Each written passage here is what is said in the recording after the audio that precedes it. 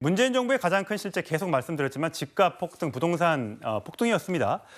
뭐 여러 차례 사과를 했습니다만 문재인 전 대통령 퇴임 직전에 대해서는 이렇게 얘기를 했었습니다. 한번 들어보시죠. 부동산 문제는 우리 정부에서는 이렇게 자신이 있다고 이렇게 좀 장담하고 싶습니다.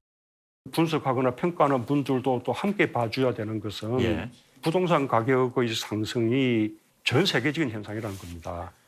적어도 우리하고 비슷한 수준의 나라들 가운데서는 우리나라의 부동산 가격 상승 폭이 가장 작은 편에 속해요. 자, 이인철 소장님, 저거 팩트 체크를 좀 해봐야 될 텐데 어떻습니까? 미국도 부동산 값이 오르긴 올랐던 것 같습니다. 근데 우리나라가 다른 나라에 비해서 상승률이 낮았다. 이건 맞습니까? 이게 부동산원의 통계로 5년 동안 19%밖에 안 올랐다라는 걸 인지하고 있는 대통령으로서는 당연히 외국은 이보다 더 많이 올랐는데 우리는 상당히 상승률이 저조하다. 마지막까지도 이걸 믿고 있었다라는 게 굉장히 좀 안타깝고요. 그럼에도 불구하고 이 JTBC 전 이제 손석희 앵커와의 이 대담회에서는 임기 5년을 마무리하면서 가장 이제 뼈아픈 대목이 뭐냐? 부동산을 꼽고 있습니다. 처음부터 현 정부 과거에 이제 문재인 정부의 경우에는 지금 집값 상승은 공급의 문제가 아닌 이거는 갭 투자, 투기 세력과의 전쟁을 선포하면서 무려 27번에 가까운 대책을 내놨습니다. 그것마다도 매 실패를 했고요. 나중에 임기 후반에 가서 공급을 늘렸어요.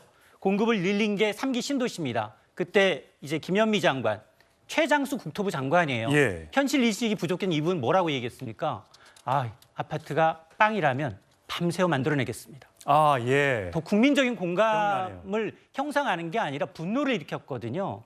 이 잘못된 정책으로 인해서 처방이 잘못되고 국민들이 피해를 봤다는 사실에 대해서 먼저 반성해야 합니다.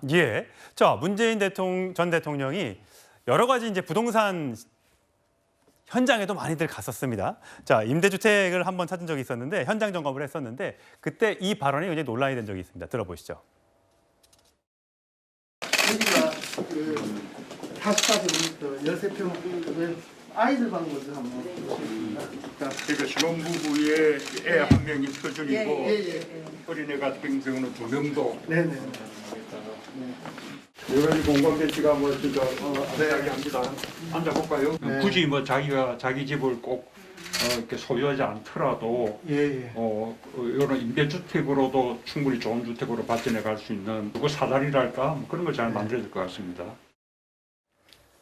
저런 주택들을 많이 공급해서 신혼부부들이 살 수 있도록 하겠다.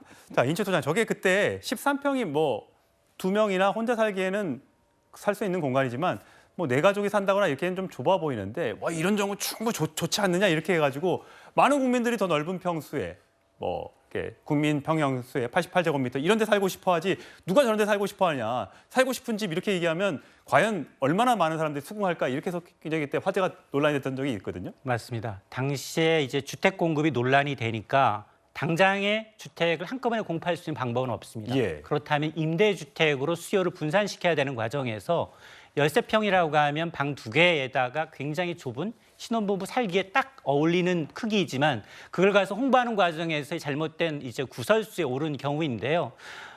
김현미 장관도 비슷한 얘기했어요. 집값 너무 많이 올랐다라고 얘기하니까 자기 지역구에는 아직도 6억 원 이하 아파트 많다.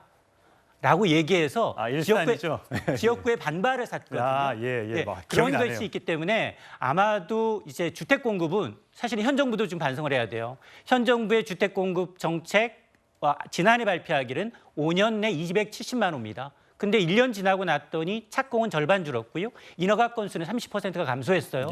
부랴부랴 이달 말에 부동산 대책 내난다고 합니다. 근데 부동산이라는 건 특성상 지금 계획하면 2, 3년, 빨라야 2, 3년 후거든요. 짓는데 시간이 걸리죠. 그렇습니다. 공급 대책이 우선 받쳐주지 않으면 또 한 번 영끌 B2가 기승을 부릴 수 있습니다. 그렇군요. 그다음 차장? 저는 저 아파트가 지금은 임대료율이 얼마인지는 확인을 못 해봤습니다만 당시 문재인 대통령이 방문한 이후에 굉장히 비판을 많이 받았던 이유가 뭐냐면 지금 공간이 뭐 아기자기하고 애 키울만 하다고 그러지 않았습니까? 그런데 주거에서 가장 중요한 게 뭡니까? 첫 번째는 출퇴근이 얼마나 용이한가. 그다음에 자녀 교육을 시킬 수 있는 주변 교육 여건이 어떤가. 그런데 지금 문 대통령이 방문한 저 아파트는 대중교통도 굉장히 접근성이 떨어지고 주변에 학교가 완공이 안 돼서 아이 있는 집이 임대해서 살기가 어렵다. 그래서 실제 임대료율이 굉장히 떨어진다. 그래서 도대체 문재인 대통령은 가서 뭘 보고 온 거냐? 왜 집 공간만 보고 온 거냐? 정주 여건이 어떤지, 대중교통은 얼마나 접근성이 좋은지, 아이들 가르치기는 좋은지, 문화시설이나 여가시설은 잘 돼 있는지 종합적으로 분석을 해야 되는데 공간이 괜찮네요. 보여주는 것만 보고 온 것이 문재인 전 대통령의 가장 중요한 실체가 아니냐. 크로스 체크를 했어야 되는데 보여주는 것만 보고 감탄만 하고 오셨다. 이것에 대한 비판이 있었는데 저는 그것이 참 아쉽습니다. 예, 요즘 다시 집값이 살금살금 오르는 추세라서 또 걱정하고 연끌하시는 분들도 계신다는데 금리도 올라가고 있기 때문에 이게 쉽게 결정해서는 안 될 일이라는 전문가의 지적도 있다는 점 전해드리겠습니다. 다음 주제로 가겠습니다.